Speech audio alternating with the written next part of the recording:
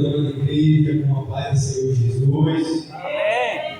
Motivo de muita honra estar aqui. Quero já agradecer a Deus, agradecer ao Bispo Rodrigo, à pastora Leila, a todos os irmãos presentes, ao meu pastor Wallace e à minha família que está aqui me acompanhando. E convido a amada igreja para que possamos abrir as nossas Bíblias no livro de 1 Samuel, capítulo de número 16. Peço que a igreja me ajude nesta ministração, para que possamos ouvir aquilo que Deus tem a falar conosco. Amém? Primeiro livro, Samuel, capítulo de número 16. Nós vamos ler o versículo de número 10 ao versículo de número 13.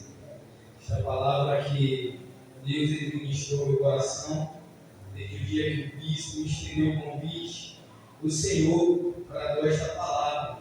Eu quero hoje externar aqui a igreja. Todos encontraram? Amém?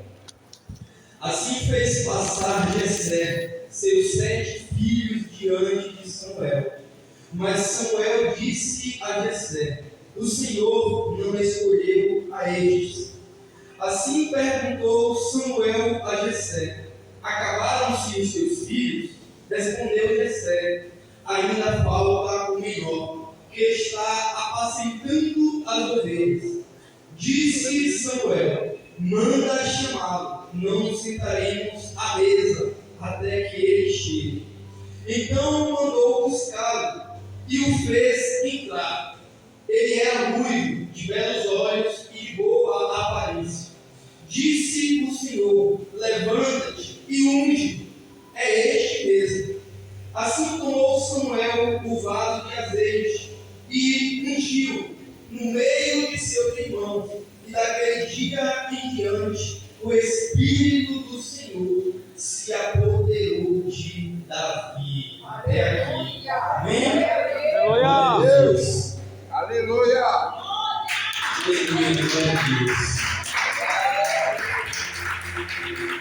Igreja, sabemos que no período de transição, período onde Deus ele havia levantado os juízes, e como nós bem sabemos, o último desses juízes foi o profeta Samuel.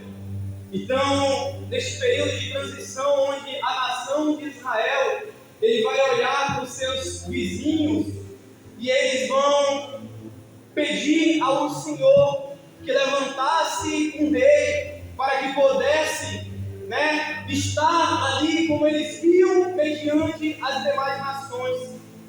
Então, concedendo ao pedido do povo, Deus ele vai levantar um homem, a saber, o rei Saul, um homem não segundo o seu coração, mas segundo o coração do povo.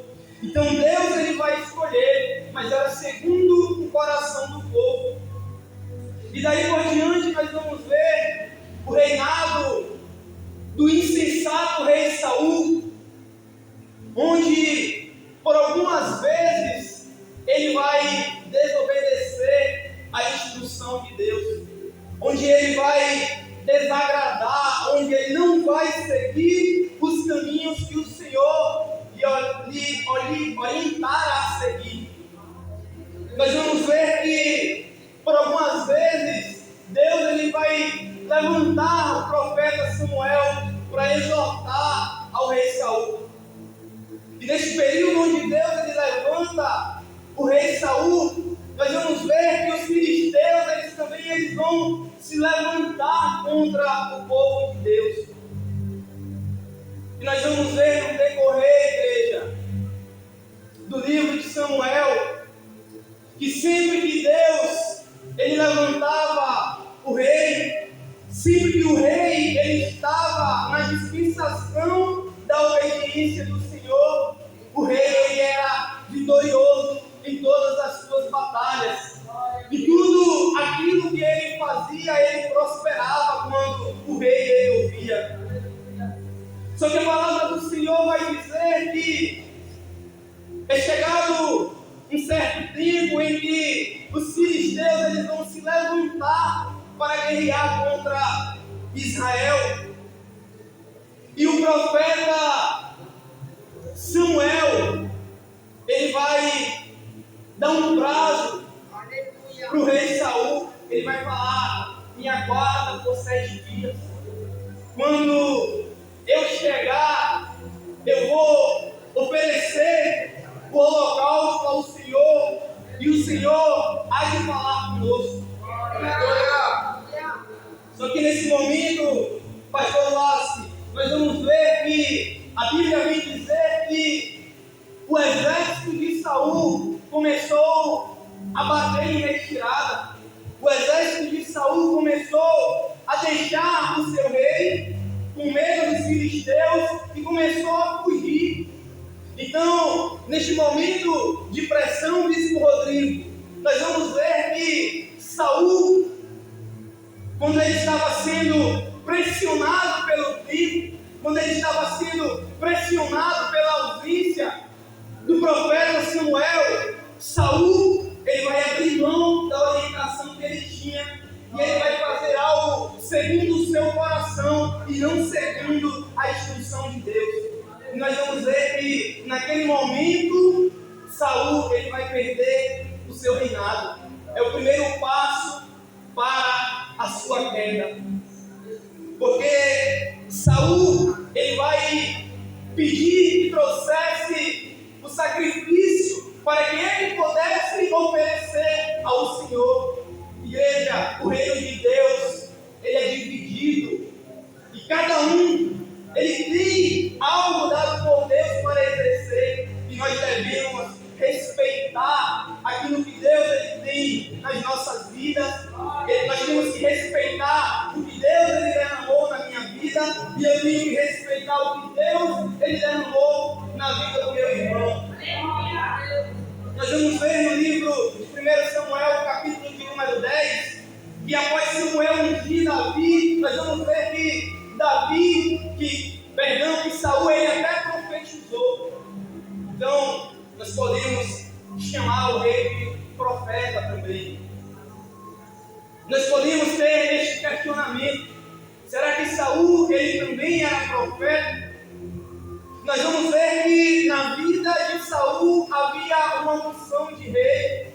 Então nós podemos dizer que ele foi profeta e que ele também era rei. Mas ele não tinha a unção de sacerdote. E nós temos que entender que o reino de Deus é um reino organizado. E só há um na Bíblia que ele foi profeta. Só há um na Bíblia que ele também foi rei e que ele também foi sacerdote. Aquele que apresentou a melhor oferta pela minha e pela tua vida. Aquele que se ofertou como uma oferta agradável a Deus, para que hoje eu e você pudéssemos estar aqui. Aquele que é Rei dos Reis e Senhor dos Senhores. Aleluia. Glória a Deus. No decorrer da história, nós vamos ver que Saul ele era insensato mediante a uma das batalhas onde Saul ele estava com remorso, ele estava com rancor no seu coração. Ele vai dar uma ordem, uma palavra, e ele vai dizer: maldito seja aquele que comer até que eu acabe com os meus inimigos. Saul, ele não vai consultar a Deus. Saul, ele vai agir por impulso. Saul, querendo uma vingança mediante aos seus inimigos, ele vai ordenar que o seu próprio exército ficasse com fome e enfraquecido. E por conta disso, igreja, nós vamos ver que o seu filho Jonatas, ao achar um favo de mel, ele vai provar aquele mel e ele vai dizer que as suas forças foram revigoradas. Mas isso quase vai custar a vida de Jonatas, por causa de uma ordenança errada do rei Saul. Momento de guerra não é momento, igreja, de termos fraqueza. Momento de guerra é momento de nos alimentarmos materialmente e espiritualmente. Quando estamos em guerra, devemos nos aprofundar ainda mais, devemos meditar ainda mais na palavra do Senhor e devemos comer ainda mais do pão do Senhor. Mas Saul, ele vai deixar o seu exército com fome. E a Bíblia vai dizer que a palavra é que até o anoitecer, aquele que comesse algo seria maldito. Então, eles vão se reunir. Saul, vendo o seu exército fragilizado, vai dar ainda uma ordem para que o seu exército fosse contra os filisteus e guerreasse por toda a noite. Mas para honra e glória de Deus, Deus ele sempre levanta alguém do nosso lado para nos dar uma boa direção. O sacerdote Samuel vai falar: primeiro vamos consultar ao Senhor. Primeiro vamos saber qual é a vontade do Senhor. Só que a Bíblia vai dizer que Deus ele não veio falar com Saul aquele dia. Deus ele não veio falar com o seu povo aquele dia porque alguém tinha transgredido a ordenança do rei. E era o seu próprio filho. E nós vamos ver que Saul ele se dispõe por causa do seu próprio erro. Ele chegou a avisar a Jonatas que era jejum, que não era para comer pão, que não era para comer nada até o anoitecer. Então ele vai propor no seu coração que, ainda que fosse o seu filho Jonatas, que ele viesse a morrer naquele dia. Só que Jonatas ele sai, ele vai à batalha e ele volta vitorioso. E por isso o exército do próprio Saul vai dizer: hoje foi dia de vitória e ninguém deve morrer. Então Deus ele vai livrar a vida de Jonatas. Então, igreja, aqui nós vimos, igreja, que uma direção errada pode nos custar perder a batalha.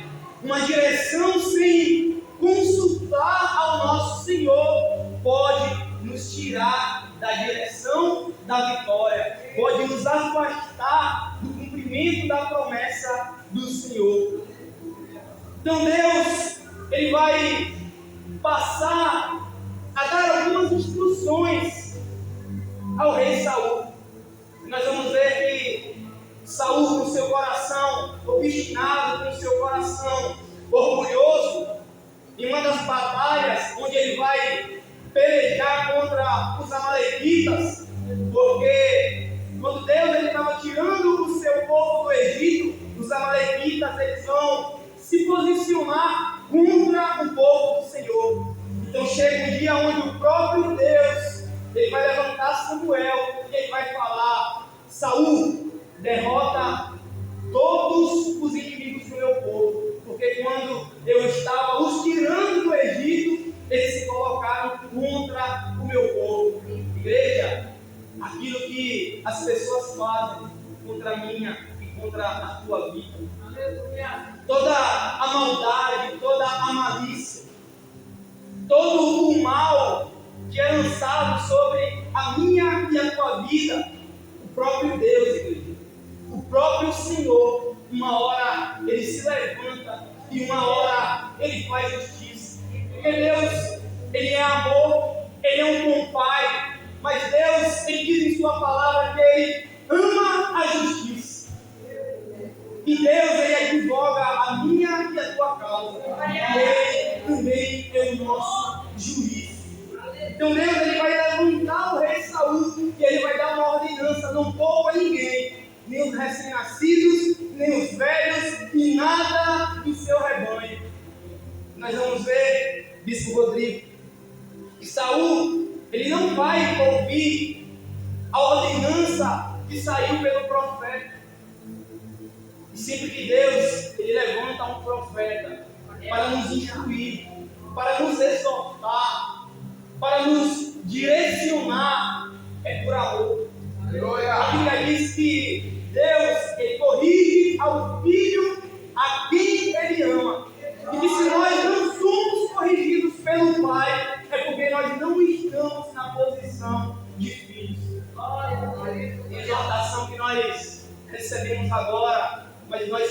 entenderemos depois.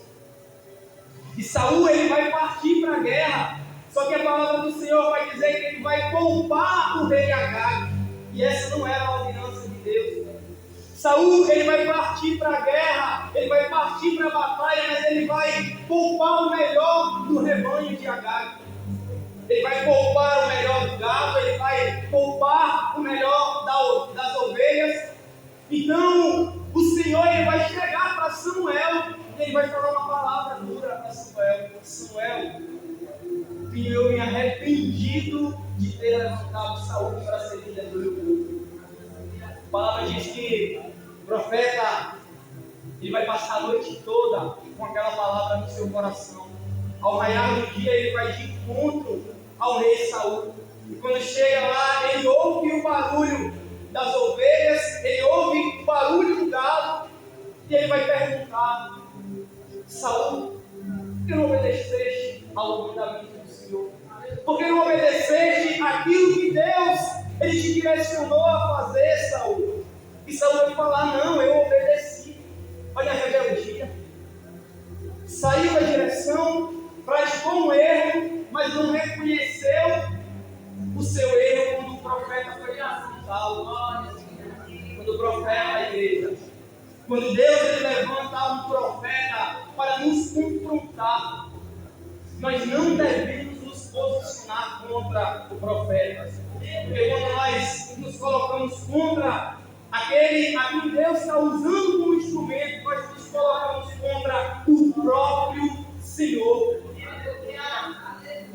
Então, Saul, ele vai dar algumas desculpas, ele vai falar que ele guardou o melhor do rebanho para oferecer a Deus no holocausto. E Samuel vai perguntar: Saul, o que mais agrada ao Senhor? É oferecer sacrifícios e ofertas ou é a obediência? Aleluia! Não sabes tu que o pecado de rebeldia é tão grave quanto o pecado de feitiçaria? Meu Deus! Nisso, Saul, tu procedeste loucamente. O teu reino seria um reino permanente, mas por conta da tua rebeldia, por conta do teu coração obstinado, o Senhor escolheu um rei segundo o seu coração. O Senhor escolheu um rei segundo o seu coração. A Bíblia vai relatar, pastor Wallace, que nesse momento, ao invés de Saul ele se prostrar, ele se arrepender, ele vai segurar nas vestes do profeta. Ele vai agarrar as vestes do profeta Samuel e vai rasgar a veste de Samuel. Ao invés de ele rasgar o seu coração em arrependimento, ele vai rasgar a veste do profeta. O profeta vai olhar e vai falar para ele: Saul, assim hoje mesmo Deus rasga o reino das trevas. Igreja, seja qual for o nosso campo de batalha, o nosso campo de pressão, seja qual for a quantidade daqueles que estão nos abandonando, daqueles que estão nos deixando, como aqueles 22 mil deixaram Gideão e restou apenas 300. Deus, ele não precisa de quantidade. Deus, ele precisa de qualidade.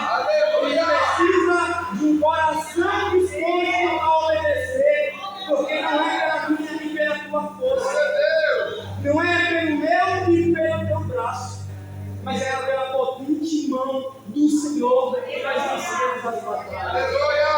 Glória a Deus! Louvado seja em nome do Senhor, Deus de Israel. Então Deus ele vai rasgar o reino das mãos de Saul. Ele vai tirar o reino das mãos de Saul. Mas tem algo que me chama a atenção, igreja. Algo que me chama a atenção, Bispo Rodrigo. Aqui já está decretado decretado por Deus que Saul ele sai do reino. Só que Saul ele continua a reinar, mas a Bíblia diz que Deus ele já escolheu um rei para liderar o seu povo segundo o seu coração.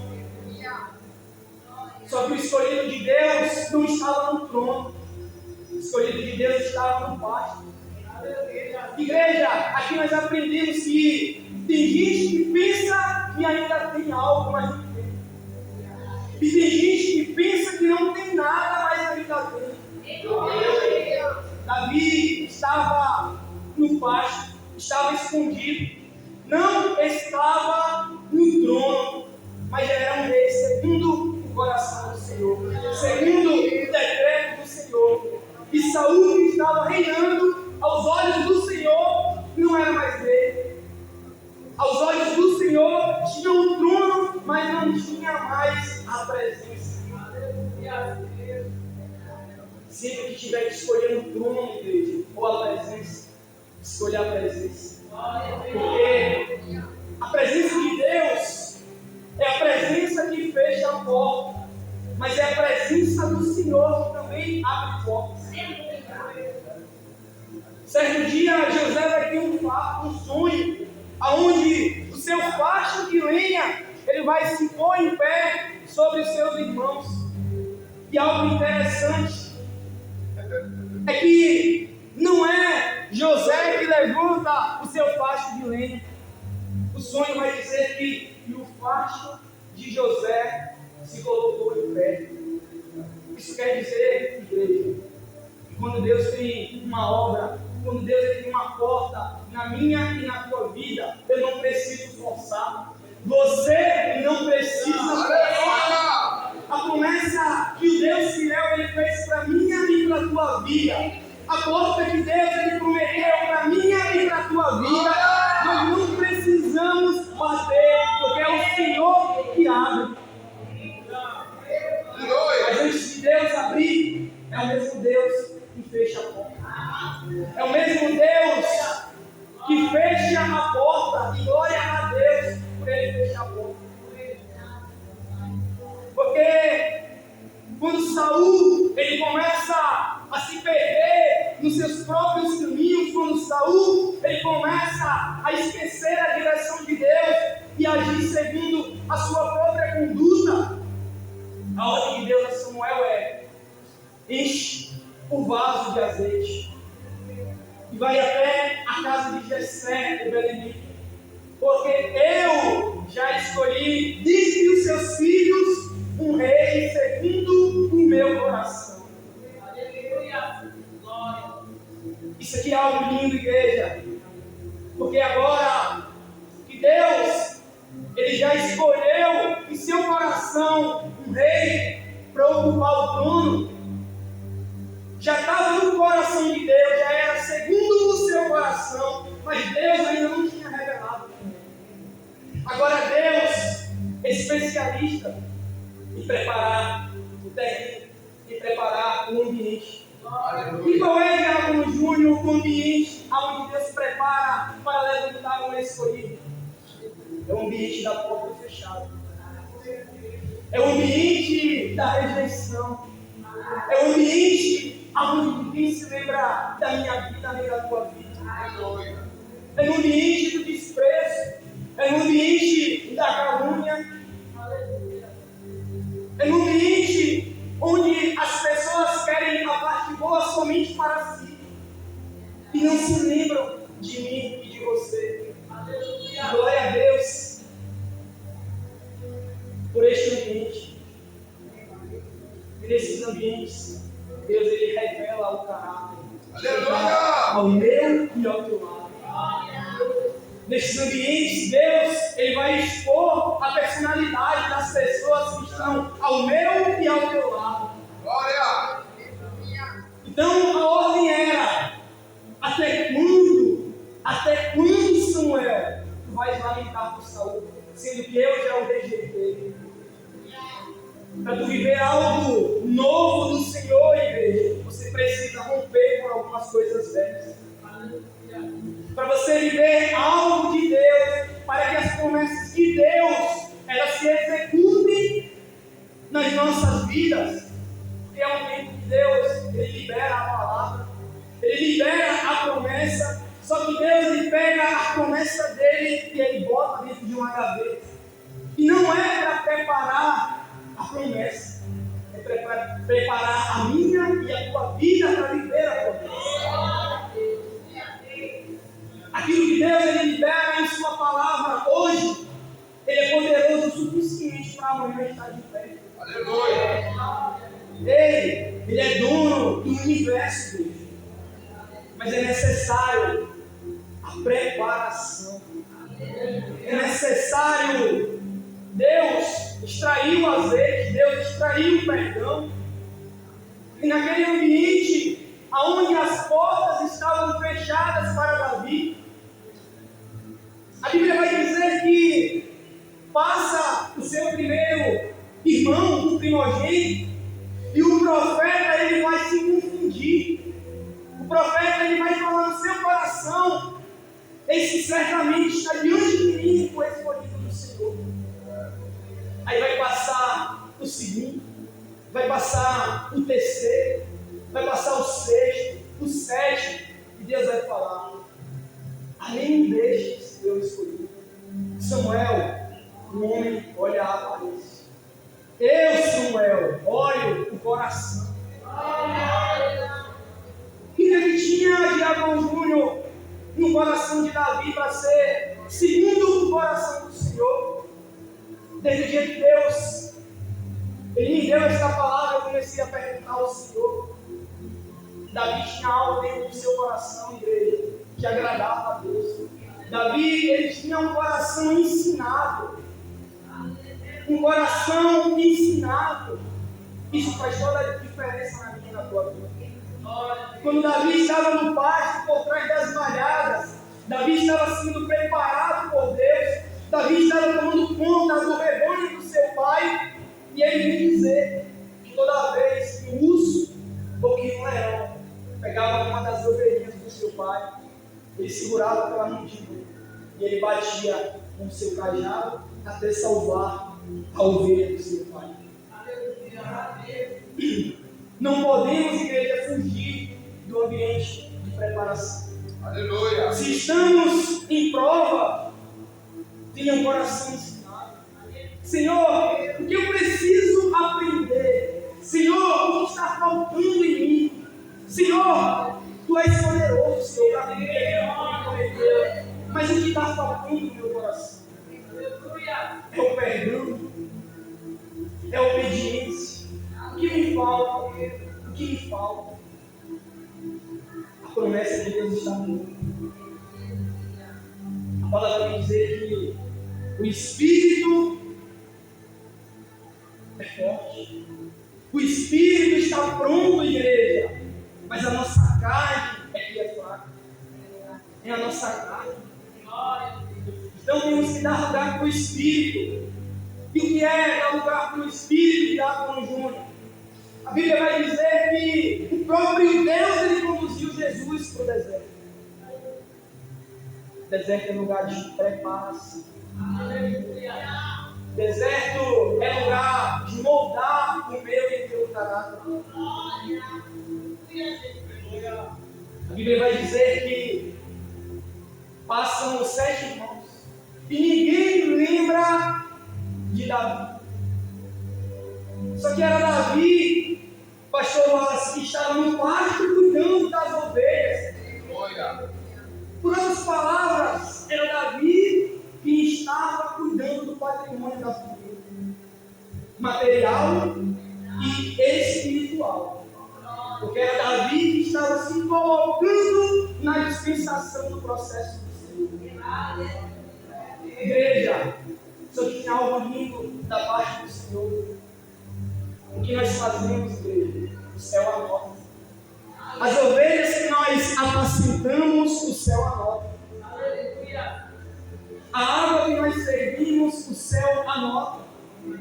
As orações que nós fazemos, o céu anota. E quando chega o momento do céu abrir as comportas e nos honrar, não precisamos forçar a porta. Deus ele vai dar uma ordenança ao profeta Samuel, vai até a casa de Jessé, o belemita. Só que Davi ele não estava em casa. Isso aqui é algo muito lindo que se poderia da parte do Senhor. Será que não sabia Deus onde encontrar Davi? Será que era algo demasiadamente grande para o Senhor dar o endereço certo do profeta? Isso é mistério de Deus. Quando Deus ele quer honrar a vida da tua vida, Ele não vai nos honrar no anonimato. Quando Deus ele quer trazer algo para a minha e para a tua vida, Ele vai nos levar até o ambiente da desonra. Ele vai levantar o profeta até o ambiente da desonra. E não foi Davi que pediu a mesa, foi o profeta que disse, no comando do Senhor, manda chamá-lo, porque não nos assentaremos à mesa até que ele chegue.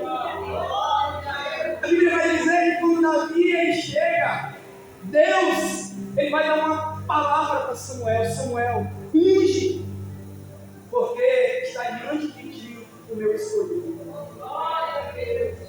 Algo que me chama a atenção é que aqueles que rejeitavam Davi, aqueles que tinham aos olhos humanos a patente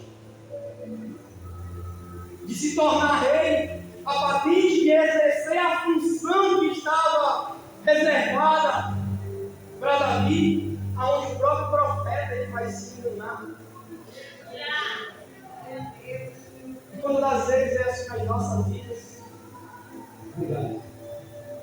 Quando das vezes alguém tem uma carteirinha, quando às vezes alguém tem uma formação, alguém tem um curso além do nosso, quando às vezes nos falta algo, igreja,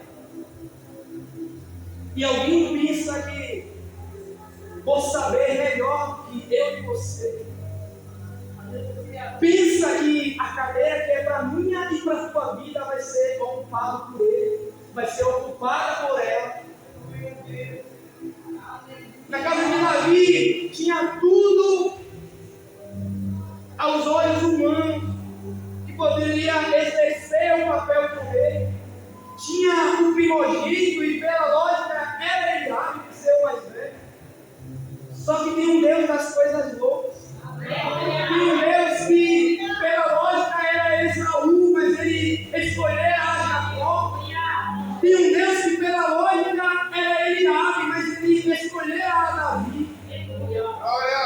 E a ordem é: ninguém se assentará à mesa até que ele chegue. E quem era ele? Era o rei Davi. E qual era o nome de Davi? Qual é o significado do nome de Davi? Meu amado. O Senhor ele trazou essa palavra no meu coração. Na casa de Davi tinha oficial do exército, primeiro, segundo e terceiro, por ordem de idade, mas faltava alguém. Até aparentava apóstolos, mas não era. Até parecia ser um dos nossos, mas não era. Aí eu imagino Deus ele constrangindo o profeta Samuel, não olha como tu olha. Diante de ti tem alguém que aos olhos humanos tem a patente, mas falta alguém. Qual é o significado do nome Davi? Meu amado. Ei, Samuel, o meu amado não está na casa, Samuel. Samuel, manda buscar o meu amado. Manda buscar aquele que está apacentando as ovelhas. Manda buscar aquele que tem um coração segundo o meu coração. Um coração ensinável e não um coração murmurento. Deus, ele vai descer o azeite sobre a cabeça de Davi. A palavra Espírito se apoderou de Davi. E a palavra também vem nos dizer que naquele momento o Espírito do Senhor se removeu de Saul. Então, no momento da humilhação, no momento da desonra, no momento da rejeição, Deus ele vai escolher alguém segundo o seu coração. Só que esse alguém ainda não estava exercendo a escolha para a qual Deus o havia separado, havia ungido. E o que é a unção, Diácono Júnior? A unção é a escolha de Deus, é a capacitação do Senhor para exercer um propósito. A unção não vem da minha força. A unção não vem da tua força. A unção vem do céu. Quando Ele olha alguém na terra, aquele que ninguém dá nada, e Ele separa, e Ele fala que o profeta é esse. Derrama o azeite na cabeça dela, derrama o azeite na cabeça dele. Mas ninguém dá nada. Certa ocasião, o apóstolo Paulo ouviu nos dizer que nenhum de nós éramos sábios antes do nosso chamado. Nenhum de nós éramos sábios segundo o padrão humano. E aí ele vem complementar. Porque o Senhor, Ele escolhe os que não são. Ele escolhe os desprezíveis. Ele escolhe as coisas vis. E por que, Diácono Júnior? Ele não necessita da minha, da tua força. O apóstolo Paulo ele vem complementar que a fraqueza do Senhor é mais forte do que a força dele. Ei, o Deus que nós servimos, igreja, é um Deus que quebra protocolo. Um Deus que quebra paradigmas. A fraqueza dele é mais forte do que a minha e a tua força. E a loucura dele é mais sábia que a minha e do que a tua sabedoria. Tudo acontecendo, mas o rei estava no pasto. Aí Deus, ele é especialista em preparar cenário. Deus ele vai preparar um novo cenário de guerra. Os filisteus vão se levantar, o gigante Golias vai se levantar. Aí aqueles que pareciam ser alguma coisa, não tinham unção para resolver. Estavam com carteirinha de oficial, estavam na linha de frente do exército, mas não sabiam resolver.